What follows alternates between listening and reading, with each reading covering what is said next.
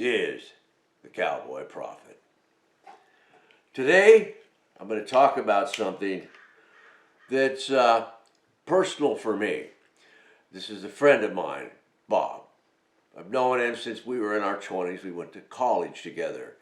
I was pre-med, he was pre-dental. It didn't work out for either one of us. That's life. Subsequent to that, he went on, he did a couple other things. One is he worked in oil drilling like I did for a while. He was a fluids engineer. He also worked as a roughneck for a while. But then he went on and he joined the sheriff's department in LA County. And he worked there he retired there. He did an excellent job. Now here's the point. I've known this guy since he was in his 20s. He's always been a conservative kind of a guy. He's never been a real flag-carrying, on the wall, do or die. But he's always believed in small and limited government, low taxes, immigration rules, strong police, no intervention in outside wars. The basic precepts of what conservatives do and want. Limited government, federal rights, state rights, that sort of thing. Anyway, he moved up to Washington. I haven't heard from him in a while. And I received 2 text messages from him. One was right after January the 6th. And in that text message, it really kind of surprised me, is he came out with this absolute verbal diatribe. It was just a solid paragraph of basically Trump is Hitler. He wants to take over. This is the biggest threat our democracy's ever faced. Just a stream of this stuff.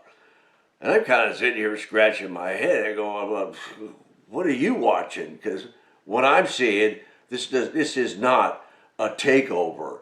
Guys in elk horns and soccer paint on their face does not constitute a threat to the takeover of our government. But anyway, I didn't respond. I let it go. Everybody's entitled to their beliefs, but I was a bit surprised.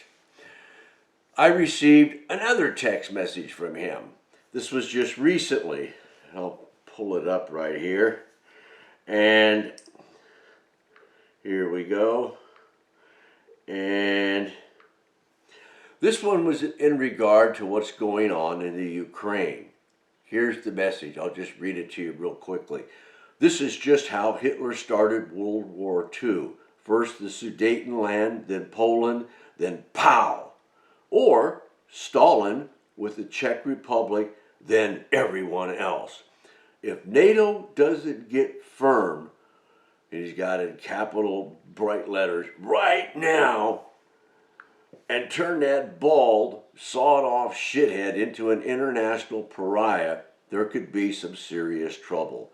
No matter what the financial cost, we have to cut him off. He'll try to rebuild the USSR unless we try to stop him. Okay. The comments that he came up with are things that you would see on any of the mainstream stations.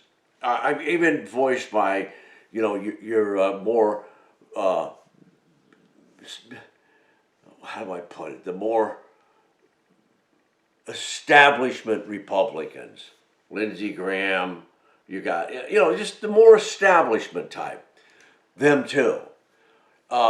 If you watch my podcast, I have a completely different perspective on this. I don't particularly think that Mr. Putin is evil incarnate. I think what he did was wrong. Absolutely. He should not have invaded the Ukraine. He should have done other things. But my perspective and viewpoint on this is that there was no way ever in God's green earth that Ukraine was going to be part of NATO. And that this insistence on it has just resulted in basically the destruction of the country. Anyway, the point I want to make is this, is that this guy was very conservative, very level-headed. It goes to show you all of us can be compromised. If it can happen to him, it can happen to anyone. And what it is, it's right here. It's this. It's that monotone, giant feedback loop of media that we subject people to, where all they hear is one single side, monotone. And then what you get is you get that. You get basically a brainwashed person. A person that discounts everything someone else did and just buys what's on the media. All of us have to be worried about this. I had to get a drink of water.